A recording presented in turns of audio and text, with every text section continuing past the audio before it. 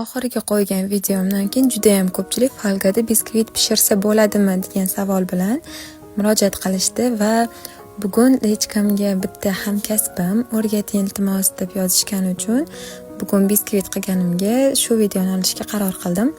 Birinchi bo'lib folga bilan qolipimiz tagini yaxshilab berkitib olamiz.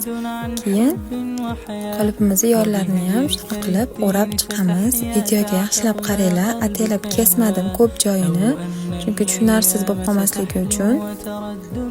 Yaxshilab qotirib olganimizdan keyin taglarini berkitib olamiz. Xuddi qolipdaqangi qattiq bo'lib chiqadi.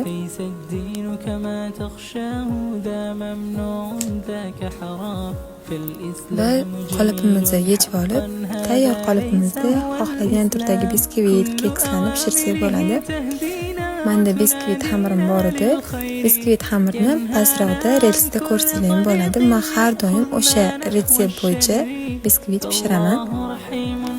Hozir endi pechga jo'natib olamiz. Mana pishib chiqdi.